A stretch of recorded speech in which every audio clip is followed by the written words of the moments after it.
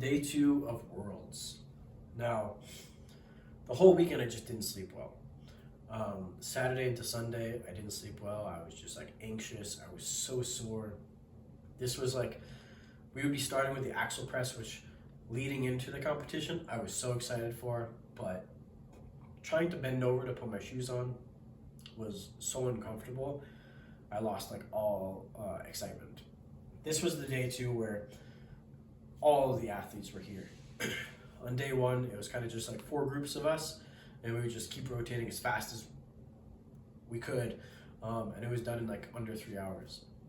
This one, we were kind of just sitting around for a while. All the women did their max press, and so we were there for like 3 hours before we started warming up. So I wasn't prepared for that kind of slower pace on day 2, but we started warming up, and the warm-ups felt fine. Like, it didn't feel amazing, didn't feel terrible. And I decided, initially I decided I would hit 100 kilos, 220. I thought, and in some competitions they have it where if I open heavier, then I'm more likely to get more points. Like if I hit 100 kilos and someone does 90 and then 100, I get more points because I hit it first. But that was not the case here. So to me, it seemed kind of just dumb to open heavier if there was no point. If everybody was opening with 90 kilos, I figured, why not? And also, I hit 90 kilos as my last warm-up, and there was probably a good half an hour, 20-minute wait between that warm-up and when we actually started. And so that whole time I was just like, I'm getting so cold, I feel very slow, like I'm not feeling confident about this at all. So I'm glad I jumped down to 90 kilos, but even then I was kind of just super concerned. I think I was in the last heat, and this was gonna be fast. First heat went, second heat went, third heat went, they changed the weight, and then we went straight to it. 90 kilos was successful, felt pretty good. A little bit of stability work at the top, like I had to hold it for a second or two, but that was fine. 100 kilos came by, and same thing, very smooth. Once I locked it out, my toes came up, and I had to wait to get my feet flat, and then I finally got the down command. 110 kilos went by, and at this point I was just like, everybody's like still in this. This is crazy. Like, I gotta get all these attempts, because in my head I was just like, this is the one event where I probably have to do the best performance because sandbag toss is after this, and I don't feel like I'm going to do well in that. So 110 kilos came, 242, and again, another successful lift. And at that point, only 4 people were successful, moving on to 120 kilos, 264. Now, if you remember, this is the event that I hurt myself on. So in my head, there was a lot of redemption. I had to get this. This is a weight I hit one in training that felt really good, and I was like, I just need to prove to myself, to everybody here, like, I'm good at pressing. I've worked so hard, and the first 2 guys went, they both missed it, and then me and someone else went, and I was just so pumped. I was like, the last one felt good. Same thing, take our time. It's all just step by step. And that's exactly what happened. Clean, adjust my hands, flip, catch my breath, pop. It was probably the smoothest press of all my attempts. And I was the only one to get 120 kilos. Like, I was so pumped about that.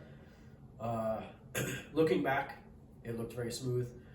I wish I had gone heavier just for fun, but I decided not to. It's one of those things where I won the event.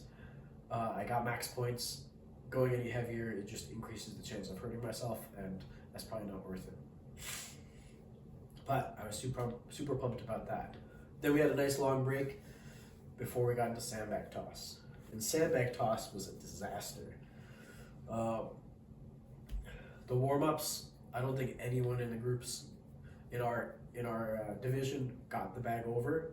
Like, it was just such a struggle, and the handle felt longer, and that was what threw me off. And so in my head I was like, okay, like, it seems like a bunch of people will zero this. I'm probably gonna zero this. So it is what it is. And I was in the last heat. Everybody got 2 to 3 bags. And I was just like, this is it. Like, whatever place I was going to end up in, like, I'm going to lose them all that here. I was really down. Just walking onto the stage to set myself up, I was just like, oh, this is going to be so bad. The whistle went, and I grabbed that first bag. Like, I was just like, I'm just going to take my time. We're going to see what we can get. First bag, got it up and over. Grabbed the second one. Took my time and got that one over. Like, those 2 bags were noticeably, the handle is very different than that third bag. But I was like, you know what? I got the first 2. Let me see if I get the third. I gave it like 2 attempts and I was like, there's no chance. I'm not getting it over. And even though that was like a huge PR for me, I've never gotten that second bag over the comp height. I was just like, I came in last place. Like, I didn't zero it, but I came in last place, and I don't know, it just didn't feel good. So I was kind of just licking my wounds after that, and I just wasn't feeling. I was just like, oh, we still got this last Zercher sandbag medley. Like, I'm just not excited. Like, I'm kind of just bummed. But we had a nice long break, and then we started warming up for it. And the Zercher picks, like, I did a couple runs, I did a couple picks, and it felt really good. Sandbag did not feel good. I just felt like it was glued to the floor, but I just kept telling myself, like, you know, just be fast. All you can do is be fast. Don't think about it, just do it. And I was in the first heat for this one, which didn't feel great, but I think I was in the first heat, I don't remember. But whistle went, Zercher carry nice and smooth down. I could have been faster on the way back. Picked up the sandbag. Actually, I tried to pick up the sandbag, messed up, fumbled. Then I picked it up and then ran it over. And as soon as I came around to pick this Zercher up, like, I picked it up and it slid out of my hand. Then I picked it up again and I stumbled. And then I finally picked it up and brought it to the end. And like, as soon as I was finishing, someone else was like finishing the event completely.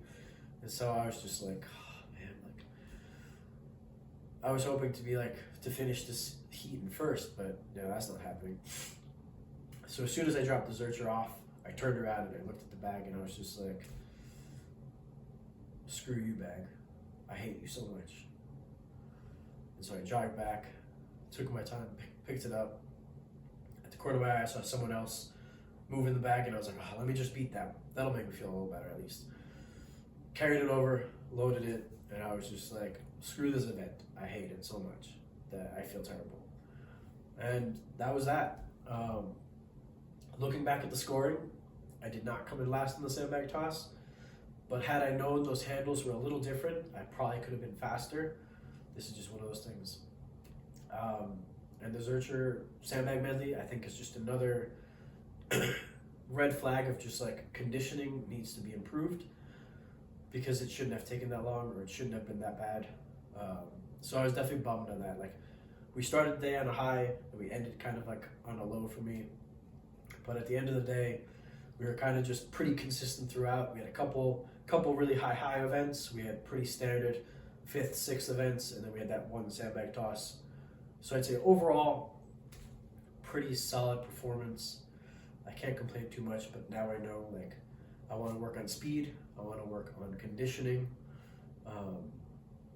and hopefully come back to any competition like unstoppable. But thanks for watching this whole prep. I hope you guys have enjoyed. It's been quite the journey. I hope that future preps won't be nearly as stressful. But yeah, maybe in January we'll compete again. But for now, we're gonna have a nice long off season of just improving our weaknesses and kind of working on the things that hurt and going from there.